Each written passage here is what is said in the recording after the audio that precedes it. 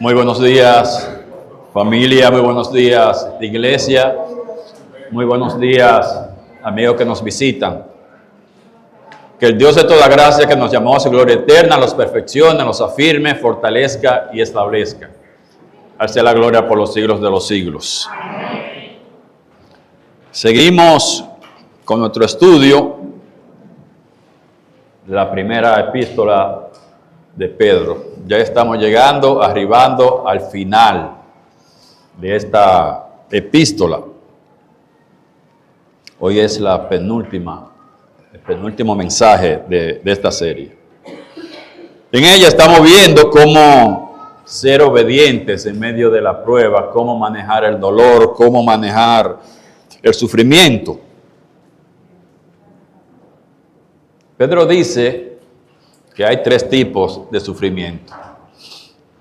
Tenemos el sufrimiento común, que es ese sufrimiento que nos llega simplemente porque somos humanos. Estamos en un mundo caído.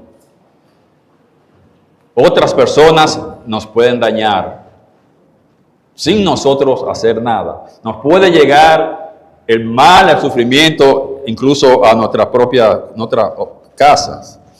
Pero también tenemos el sufrimiento carnal, el sufrimiento que nos llega por nosotros mismos, porque nosotros nos lo buscamos con nuestras acciones, con nuestras malas decisiones, con nuestras malas elecciones.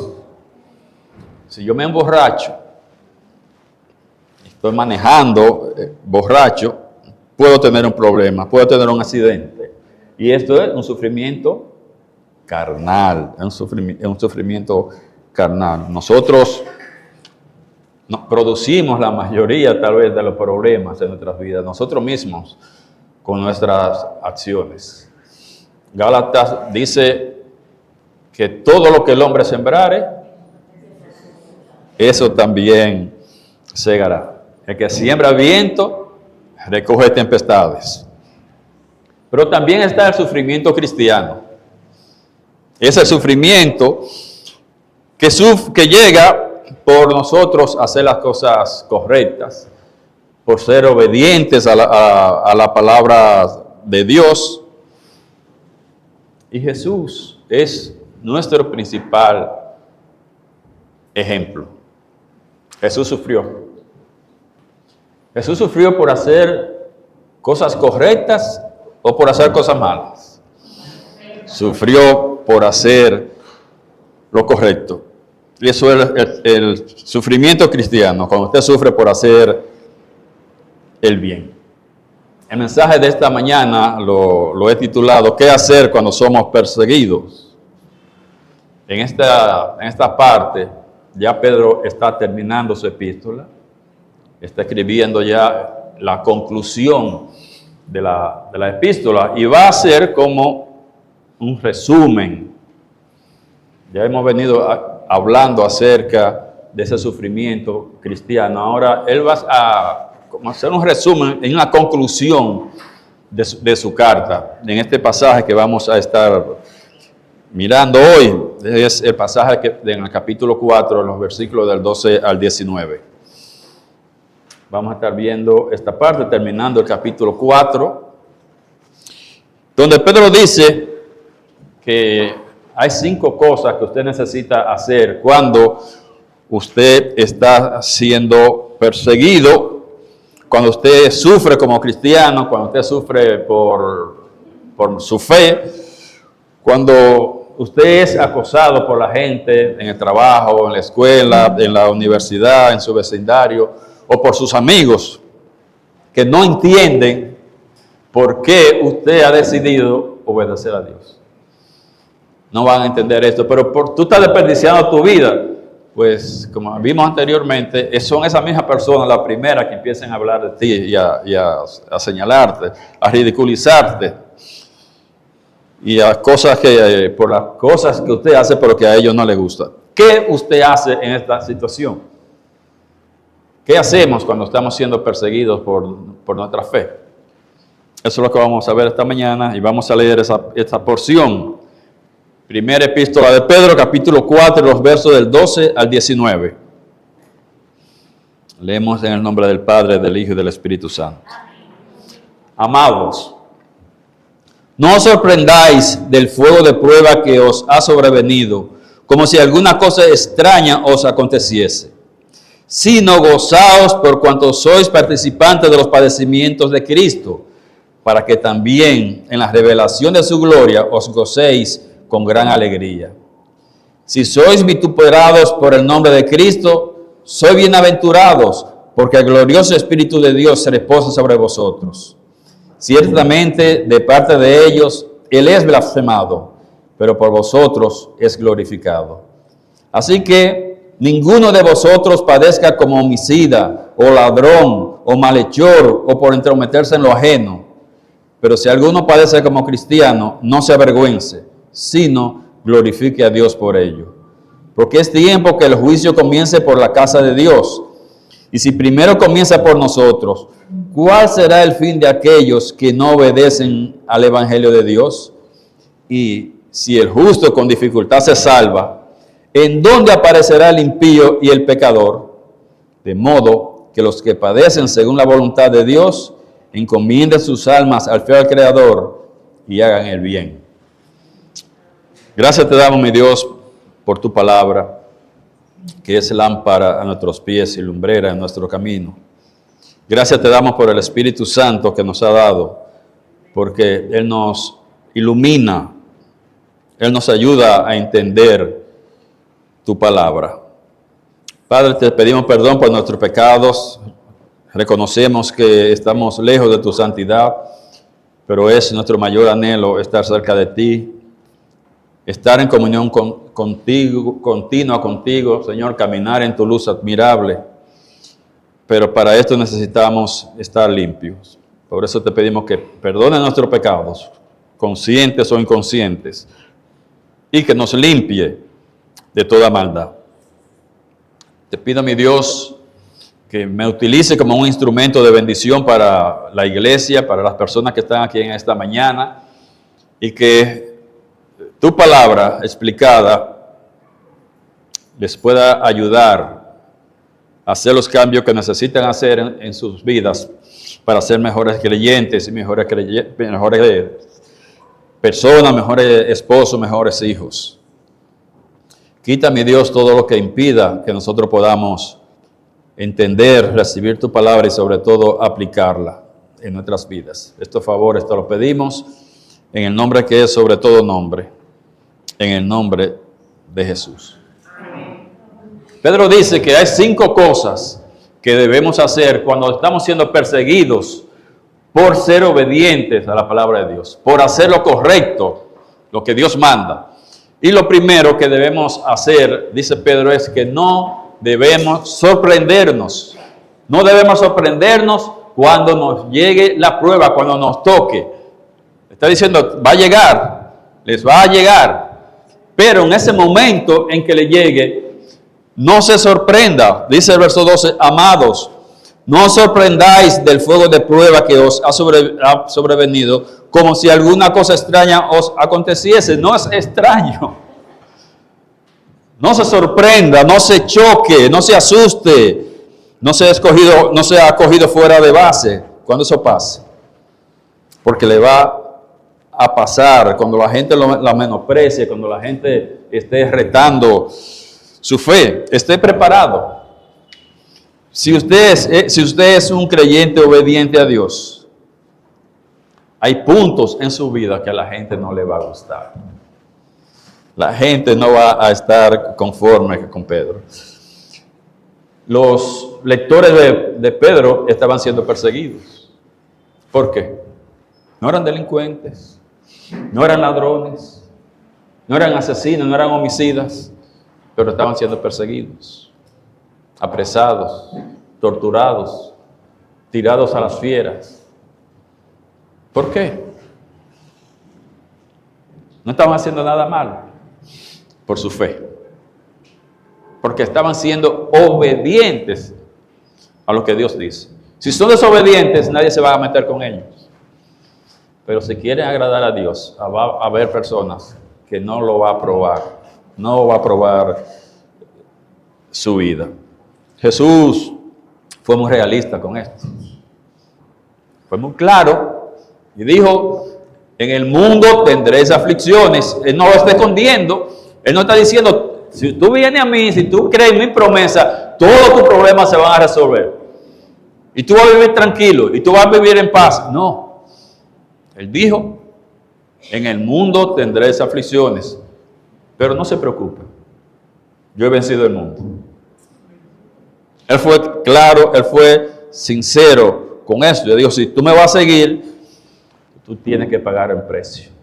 Si tú vas a ser obediente, si quieres ser mi discípulo, tienes que pagar un precio. La vida cristiana no siempre es un lecho de rosa. No siempre todo es fácil. Cuesta ser un seguidor de Jesús. Jesús dijo, si tú me vas a seguir, si tú vas a ser un cristiano obediente, va a haber personas que se van a levantar contra ti. No le va a gustar. Entienda, mi hermano, que estoy hablando acerca del discipulado, estoy hablando acerca de la santificación, no estoy hablando de la justificación, no estoy hablando de la vida eterna, de la salvación. La Biblia es muy clara cuando dice que somos salvos solamente por creer. Para ser cristiano, ser creyente, para tener vida eterna, la Biblia dice claramente una y otra vez que es creer en la promesa de Cristo. Todo lo demás que se pueda señalar tiene que ver con la santificación, tiene que ver con el discipulado. ¿Qué hay que hacer aquello? ¿Qué hay que hacer? Sí. Tiene que ver con la santificación, tiene que ver con el discipulado, pero no con la justificación. Cuando digo que todo esto que puede sufrir un creyente, que puede ser perseguido por su fe, no tiene nada que ver con la santificación. Cuando digo que si voy a ser obediente a Cristo, si voy a sufrir, estamos hablando de discipulado, estamos hablando de santificación, no de vida eterna, no de justificación. Ya somos justificados, pero después que somos justos y queremos agradar a Dios como debe ser la aspiración de todo creyente. En el momento que queramos agradar a Dios en nuestras vidas, dice Pedro y dice Santiago también que vamos a tener pruebas, vamos a ser perseguidos, va a haber gente que eso no le va a gustar. Para agradar a Dios, sí hay que pagar un precio. Pero es ese precio que nos permite ganar recompensas. Es ese precio el que nos permite gobernar con Cristo, el precio que nos permite estar más cerca de Él en el reino. Dice Juan 15:20, hablando Jesús, dijo, acordaos de la palabra que os he dicho, el siervo no es mayor que su Señor. Si a mí me han perseguido, también a vosotros os perseguirán. No se sorprendan, acuérdense lo que le dije, no se sorprendan. Ellos persiguieron a Jesús. Jesús fue perseguido, seguro. Él fue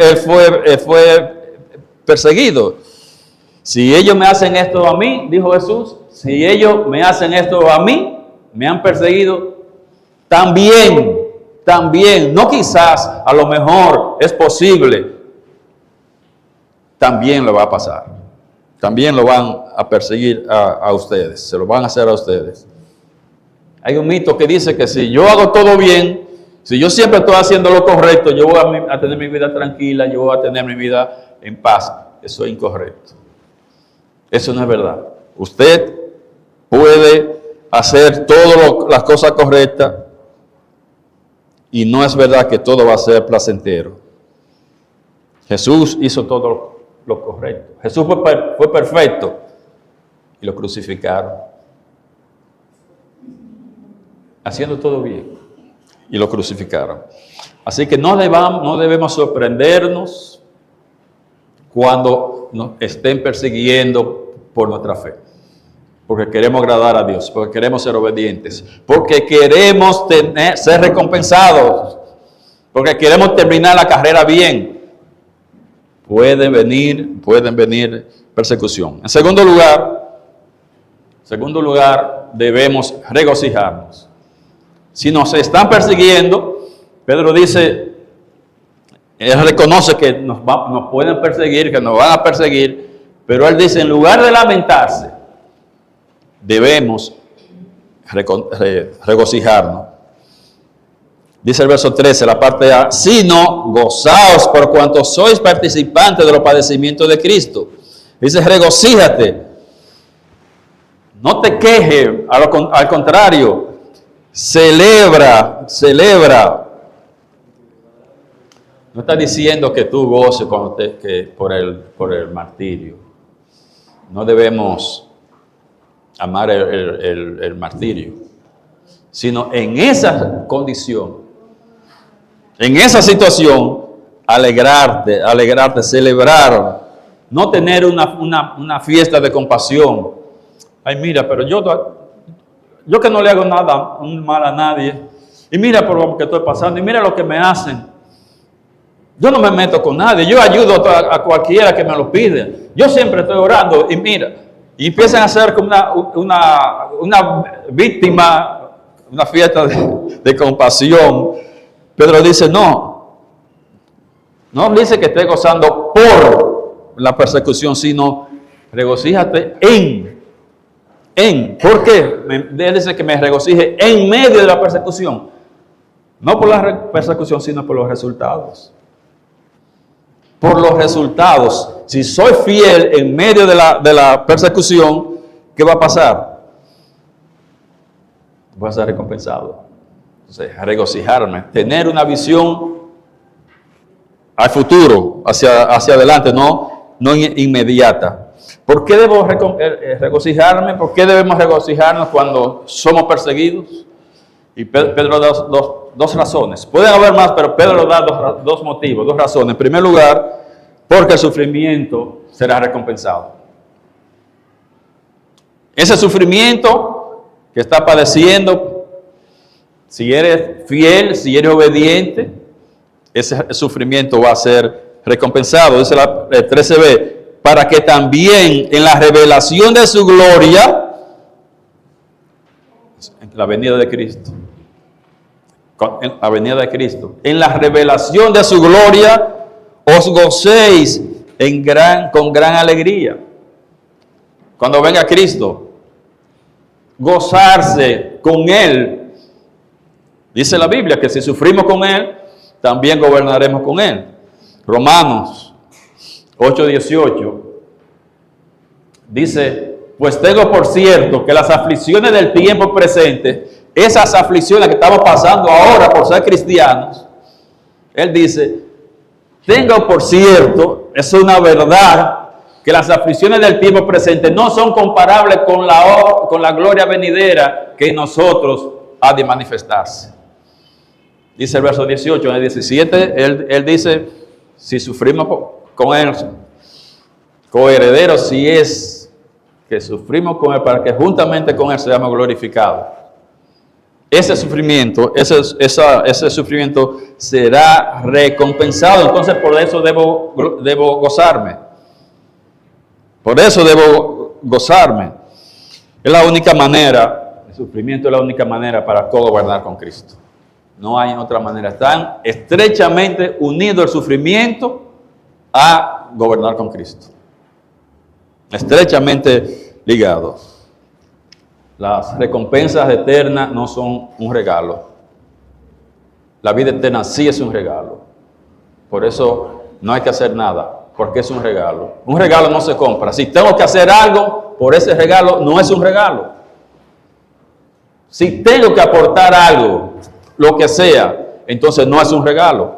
Y la vida eterna es un regalo de Dios.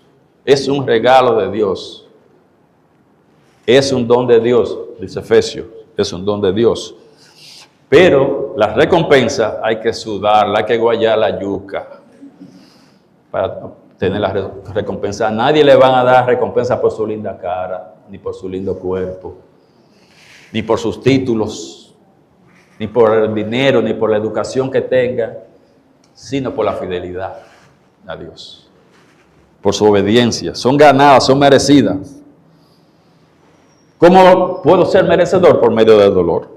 Soportar el dolor, soportar el sufrimiento por obedecer a Cristo. Pablo le dijo a Timoteo en su segunda carta, 4, 7 y 8, él le dijo: he peleado la buena batalla, he acabado la carrera, he guardado la fe. Por lo demás, me está guardada la corona de justicia. Recompensa. Recompensa.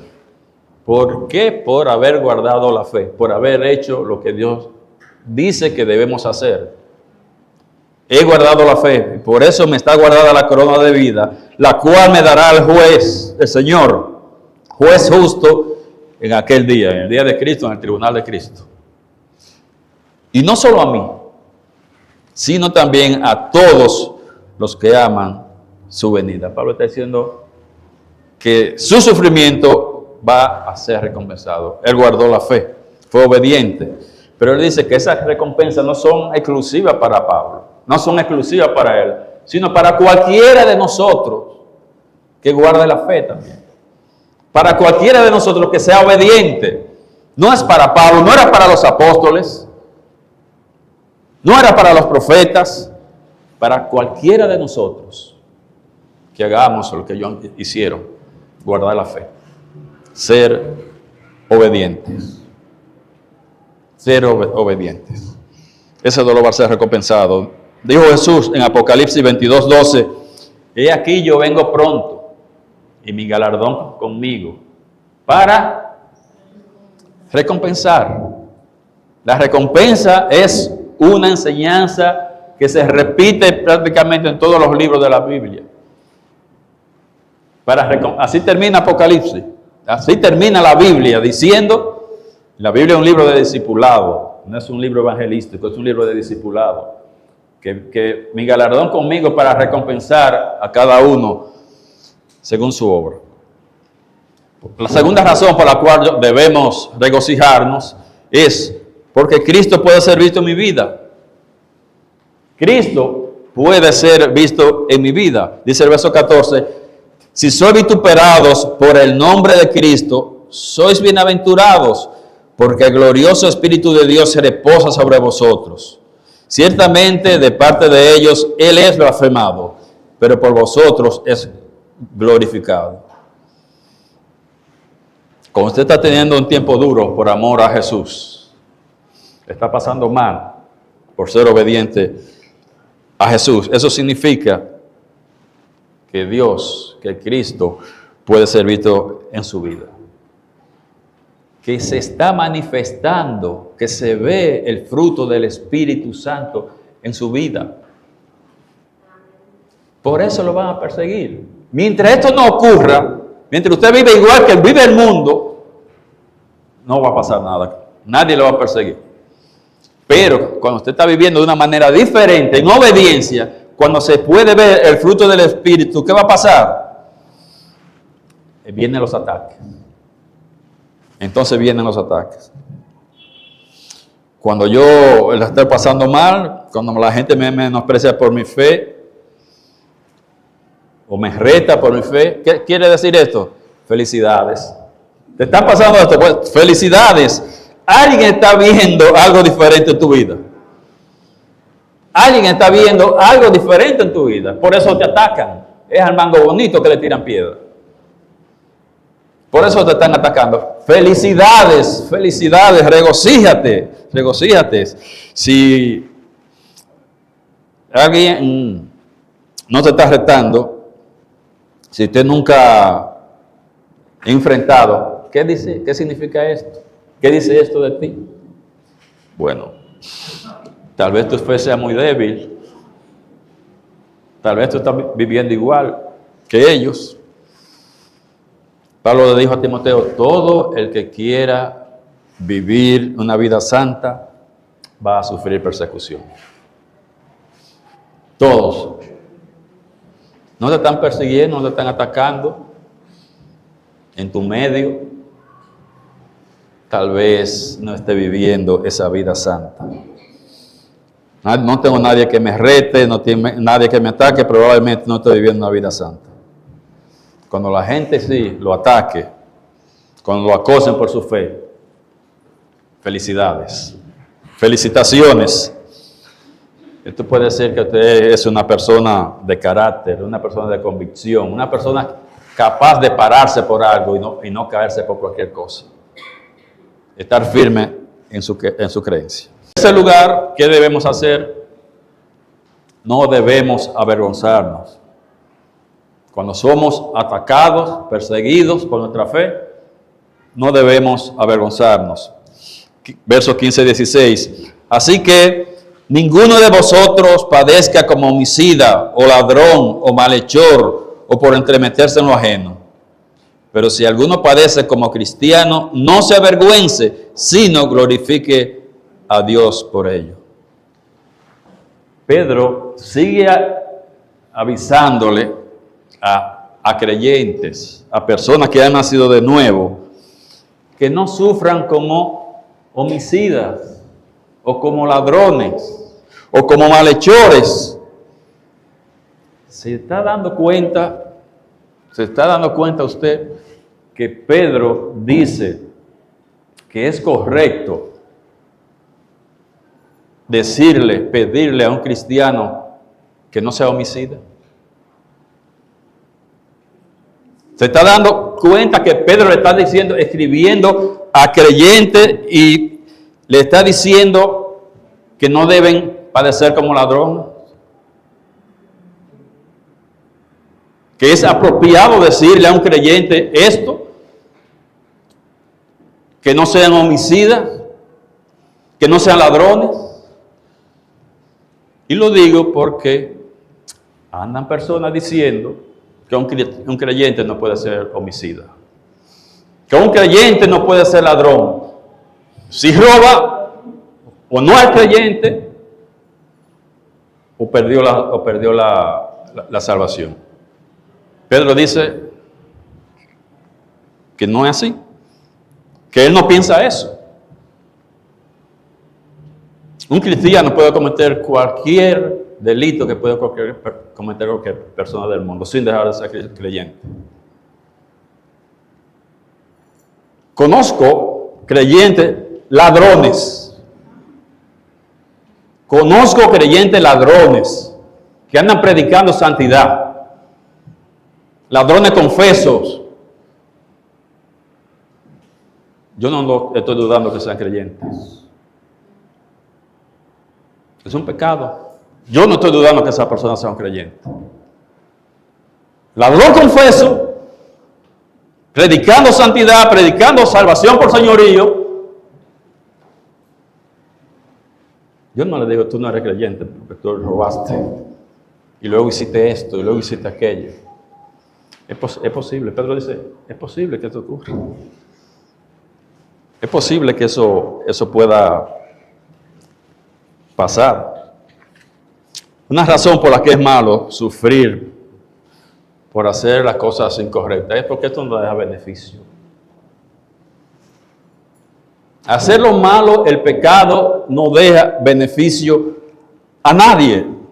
No son cosas que te van a ayudar a tener una vida plena, a tener una vida abundante, tanto ahora como en el futuro, en el porvenir. Al contrario, eso puede dañar tu calidad de vida ahora. Cualquier delito que cometas como cristiano, eso te va a dañar, te va a afectar tu calidad de vida. Y cuando hacemos esto, cuando un cristiano peca, de la manera que sea, el pecado que sea, deshonramos el nombre de Cristo. Pero cuando nosotros profesamos nuestra fe en Cristo y sufrimos, entonces nosotros honramos a Dios por nuestro sufrimiento. Como dijo Pedro, el que ha padecido en la carne ha terminado con el pecado, ha roto con el pecado. conozco muchos cristianos, o algunos cristianos, que nunca han pensado en hacer cosas malas, pero sin embargo, se avergüenza cuando están delante de otros creyentes, de decir que ellos no hacen las cosas malas. Por ejemplo, hombres que están jugando con otros, con no creyentes, están una tarde jugando dominó, y cuando los no creyentes empiezan a hablar de sus conquistas, él se avergüenza de decir, la única mujer que yo conozco es mi esposa.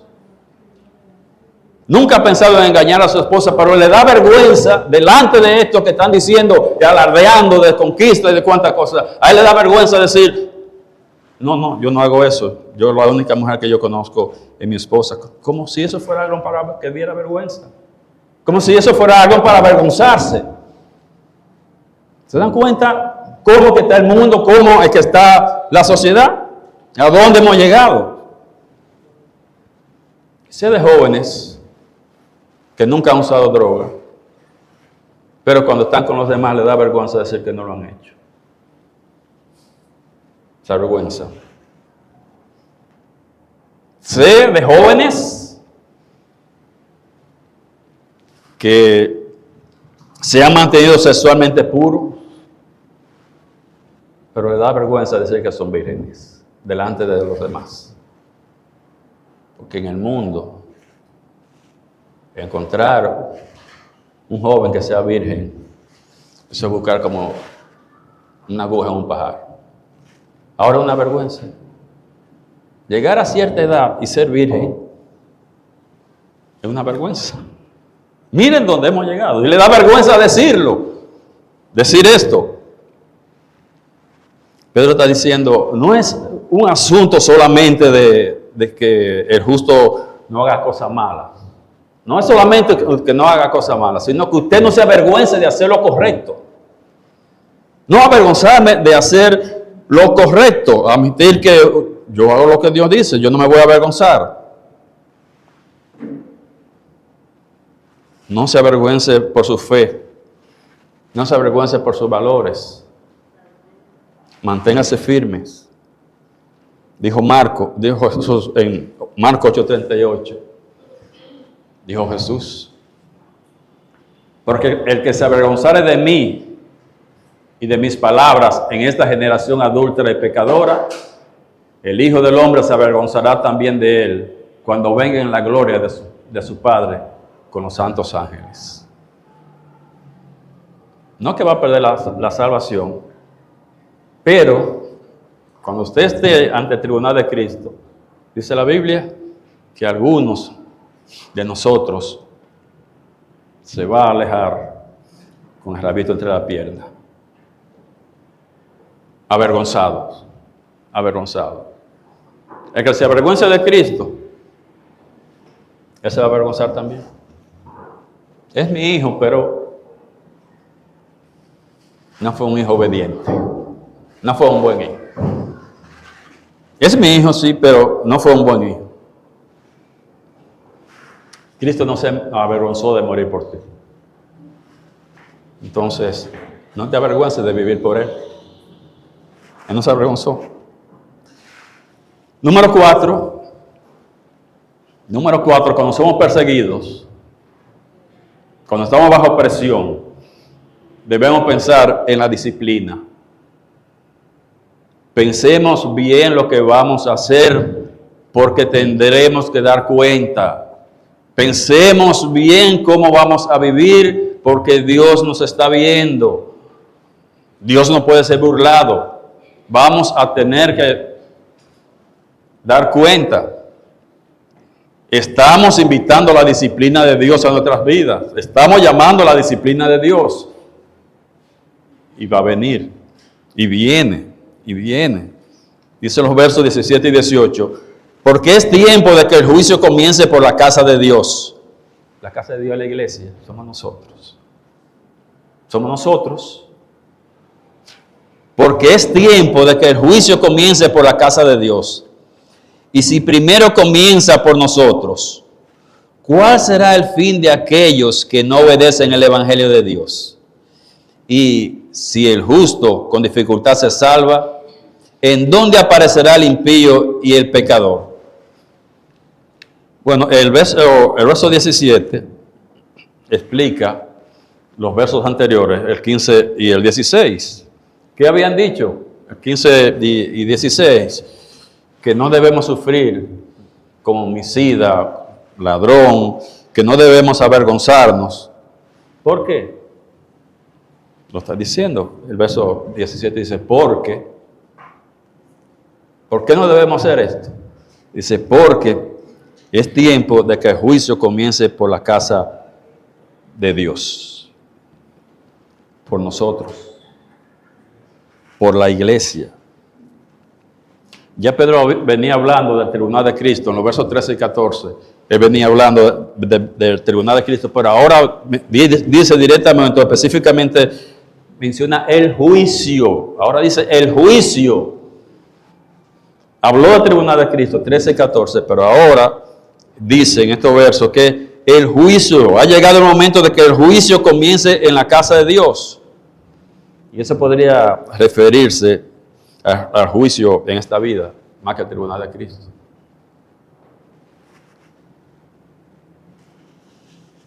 Si el juicio comienza por esta iglesia, si Dios empieza a juzgar esta iglesia hoy, ¿qué va a pasar con usted? ¿Qué va a pasar con usted? Está hablando de juicio de la iglesia, de creyente. Está hablando de la casa de Dios. Esta expresión, cuando él dice que el tiempo ha llegado, sugiere que Pedro está pensando en los últimos días. Ya él había dicho en el 4:7, había dicho, el fin de todas las cosas se acerca. El sufrimiento encuentra su explicación cuando uno toma o ve desde la perspectiva escatológica, mirando hacia lo que va a pasar al final. Entonces uno puede entender el sufrimiento de que estoy aguantando o estoy perseverando a pesar del dolor, estoy perseverando porque yo sé lo que viene. Mirando hacia adelante se puede entender. Y esa es la decisión de Dios, de que el juicio comience primero por su pueblo y luego avanzar hacia los no regenerados. Si el justo pasa al mundo venidero con dificultades y pruebas, no estoy diciendo, Pedro no está diciendo que para salvarse hay que pasar por dificultades y pruebas. Él dijo el justo, o sea, una persona creyente, se salva. En Pedro, salvación nunca significa vida eterna, justificación. Si es justo, es salvo. Ahora, ser librado. Si es justo, con dificultad, se libra del juicio.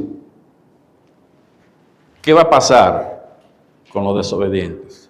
Los desobedientes de la iglesia. En la iglesia universal, en las iglesias locales, hay personas creyentes que son desobedientes. Hay creyentes que son desobedientes, es lo que está diciendo Pedro. Él dice, el 17, porque es tiempo de que el juicio comience por la casa de Dios. Y si primero comienza por nosotros, ¿cuál será el fin de aquellos que no obedecen al evangelio de Dios? No que no han creído, el evangelio no es el plan de salvación. O sea, podemos decir la punta de lanza, pero todas las otras enseñanzas es evangelio. Todas las otras enseñanzas es evangelio. ¿Qué va a pasar con los que no obedecen a ese evangelio? A eso que Cristo, ese mandamiento que Cristo da. Que Cristo Dios, que nos amemos los unos a los otros. Que ayudemos al otro. Y otras enseñanzas. ¿Qué va a pasar se pregunta Pedro, con aquellos que no obedecen el Evangelio de Dios. Pero también, si el justo se libra con dificultad, porque hay que pasar para poder ser librado, si el justo cuesta trabajo, si el justo se libra, y los que no son los desobedientes, ahora se refiere a los no creyentes, ¿en dónde aparecerá el impío y el pecador? O sea, tienen un juicio seguro,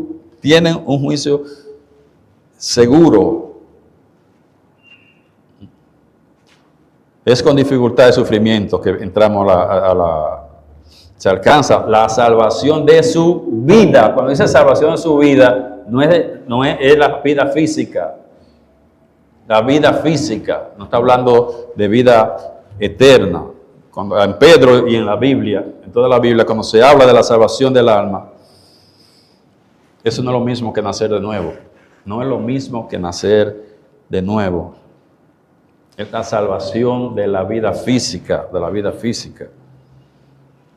Dice que esa salvación, cuando habla de la salvación, está hablando de lograr un nivel de plenitud ahora, en la vida y en la venidera. En esta vida y en la venidera.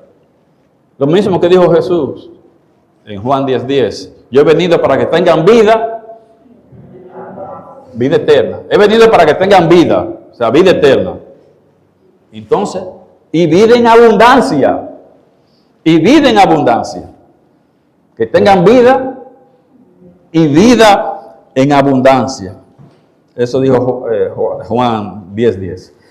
Pero para esto los sufrimientos son tan necesarios para nosotros, para tener esa vida abundante.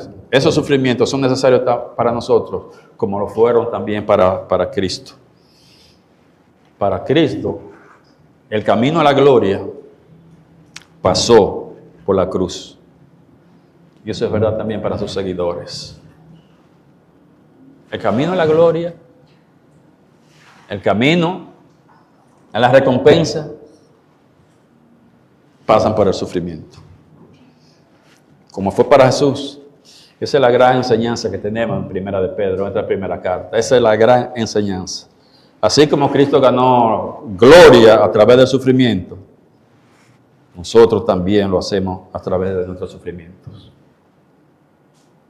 Igual que Jesús. Y por último, la última cosa que debemos hacer cuando estamos siendo perseguidos por nuestra fe es que debemos confiar en Dios. De modo que los que padecen según la voluntad de Dios encomienden sus almas al fiel Creador y hagan el bien. Cuando dice encomienden sus almas, su vida, tu cuerpo físico. No está hablando, él está hablando a creyentes, no está hablando de salvación. Él está diciendo, entreguen su vida, están sufriendo por la persecución, por su fe. Sigan haciendo el bien y confíen en Dios. O sea, Señor, que se haga tu voluntad. Entréguele su vida a Dios. Confíe en Él, póngala en manos de Dios. Señor, que se haga tu voluntad. Pero Él dice, encomienden sus almas al fiel Creador y hagan el bien. Sigan haciendo lo correcto. Y que pase lo que pase. Que pase lo que Dios quiera. Que se haga la voluntad de Dios. Confiemos en que Él siempre va a hacer lo mejor para nosotros. Confiemos en Él. Encomendemos nuestra vida. Y que sea lo que Dios permita. Que se haga su voluntad. Entréguenle, dice, entréguenle, encomienden sus almas. Esas almas es la vida física. Seguir a hacer el bien, seguir haciendo lo correcto.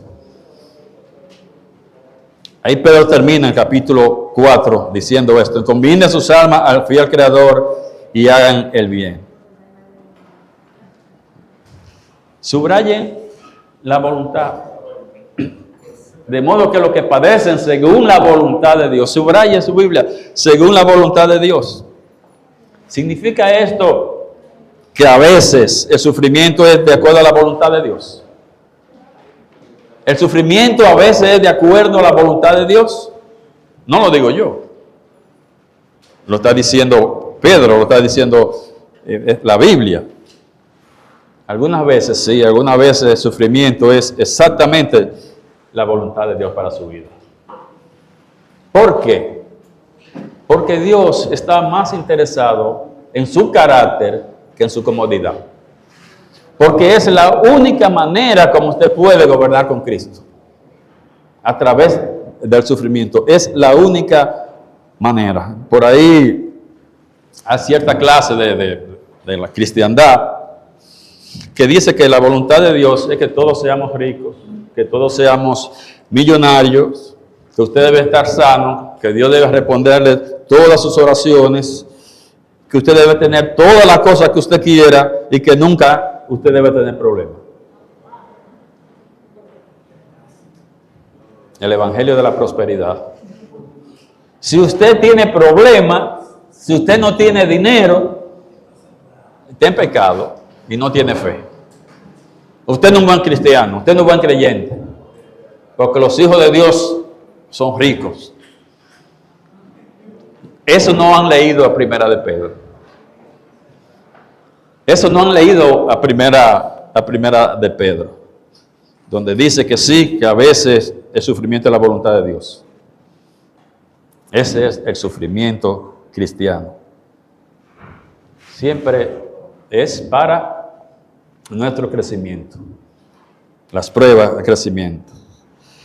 Si Dios contestara todas las oraciones que usted le hace, si Dios le diera todo lo que usted le pidiera, usted fuera un niño malcriado. Todo lo que usted quiere, todo lo que usted le pide, Dios se lo está dando. Usted fuera entonces un niño malcriado. Dios no está interesado en tener hijos malcriados. Él permanece fiel, aunque nosotros no.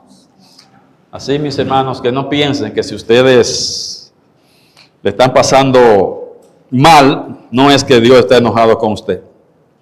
Al contrario, piense, Dios está complacido.